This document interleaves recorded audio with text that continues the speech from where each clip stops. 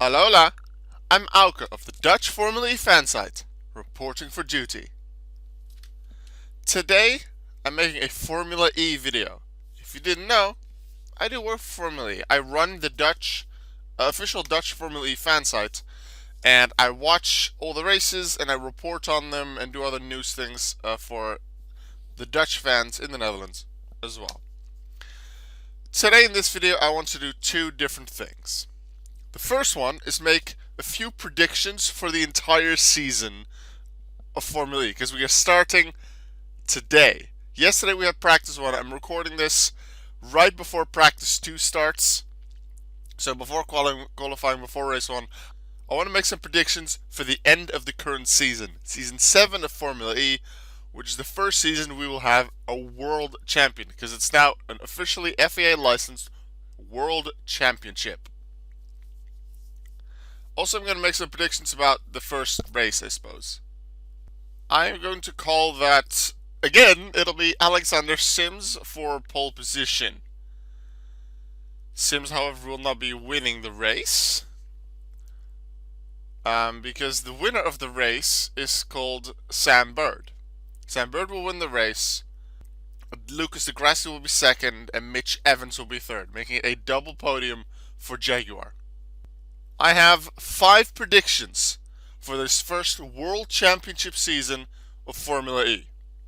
First, and this is a nice statistic one, because I like statistics. A driver starting 13th gets a DNF. Doesn't have to be during race 1, can be race 6. During at least one race in the season, the driver starting 13th gets a DNF. Then, during one of the races, the race fastest lap will be faster than pole position. So not fastest qualifying time, will be faster than pole position. Third, my catchphrase or my name is mentioned in commentary during official Formula E broadcast. And my catchphrase being, Alola, I'm out of the Dutch Formula E fan site reporting for duty. That's what I say at the start of every Formula E thing. That or my name will be mentioned during an official Formula E broadcast. Fourth, Lucas de Grassi will complain about Group 1 in qualifying being a big disadvantage. And 5, of course I have to predict the champion. The first world champion in Formula E is going to be Sam Bird. Do you think that any of these 5 could be correct? Or do you have other predictions? Let me know. To end this video, I also want to show you a bingo card that I made. I didn't just make the 5 predictions that I said earlier, I made 20 more, some a lot more likely than others. But considering Formula E is such an unpredictable sport, that makes it very exciting. A lot of these may be very likely of happening, we just don't know yet. Except for the one that I feel is the most likely to happen, which I put in the middle of my bingo card. All other 24 goals, I randomized the order of, put them around that middle one, and then after every race, or at least after every race weekend, so we're starting in Diriyah with 2 races, so at the end of this weekend, I'll make another Formula E video, looking at my bingo card, and crossing out whichever ones have already happened. Naturally, the one of this person will be champion, we won't be able to do until the very end. Unfortunately, the image I was able to make was only a pretty small one. So, it being enlarged now in the video, it may look a little pixelated, so I apologize about that. I'll read them all out to you. 3 drive-through penalties in 1 race, and that has to be for the same driver. A starting driver doesn't drive in all races, so a driver that's intended to do the entire season, or at least a driver that starts in race 1, doesn't complete all races, whether illness or COVID or is replaced or doesn't feel like continuing. We have a driver misses attack mode twice in 1 race. Jack Nicholls will completely mispronounce a name. My name or Formula E catchphrase is mentioned in commentary, so that was one of the ones from earlier. 2 new race winners, so 2 drivers that haven't won a race before Season 7 will win a race. Lucas de Grassi leaves Audi as driver. That might mean he goes to a different team as driver, although he may take a more management role within Audi. That's possible as well. Like D'Ambrosio is now in Formula E as the second team principal at Venturi. Maybe De Rossi does that for Audi. That would count for this as well. Buemi scores a pole position. A driver will win from pole and lead every lap. Double podium for Mercedes. And the double podium meaning not Van Dorn scores it here and then Van Dorn scores it 3 races later. No. De Vries and Van Dorn, same track. Same race. The next one is one I really hope won't happen, but it's Formula E, so the possibility exists, is an electric shock accident. So maybe the mechanics are working on the car and somewhere there's a shock and there's an accident with that. I really hope it doesn't happen. So this is one of the ones that isn't really a prediction of what I think will happen, what I hope will happen, but the possibility exists, and I wanted to have different types of goals, so this is on the bingo card. Sam Bird is champion.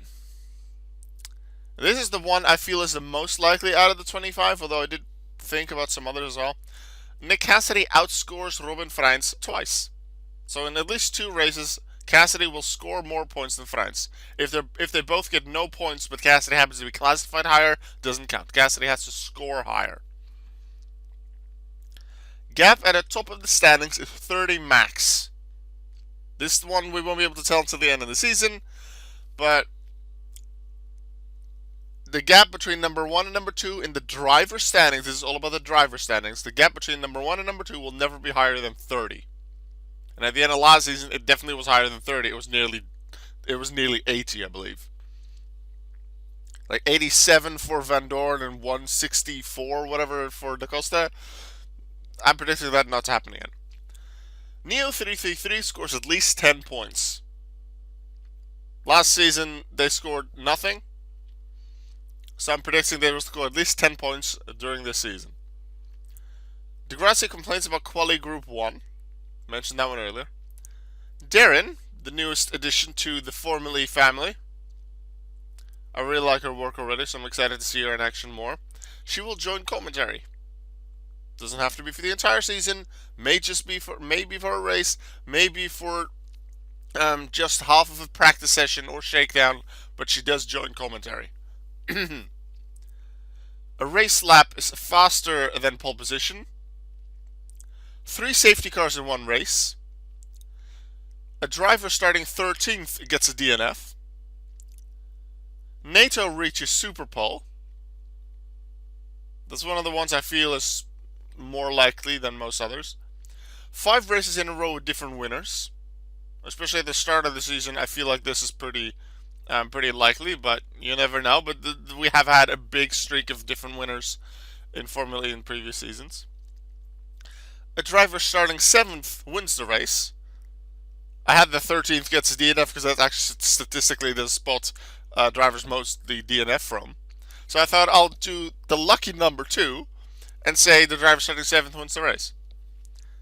Dennis retires from at least 2 races. And finally, Stoffel Van Dorn wins a race. That is my Formula E Season 7 bingo card. At the end of a race, or at least the end of a race weekend, such as we'll have in Diriyah with 2 races, I will make a Formula E video. And in this Formula E video, I will then go over just my quick thoughts on the race and on the weekend and on everything that happened, and then show off the bingo card and cross out everything that we've already made, and hopefully by the end of the season we'll get a bingo. Do you think I'll get a bingo? Let me know if you do, and also let me know where, which column, which row, which diagonal line do you think I will get a bingo for? Which are the hard goals, which are the easy goals? Let me know your predictions in the comments. I'd really appreciate to hear some of them. This was Auk of the Dutch Formula E fan sites, and I'll see you next time. Goodbye.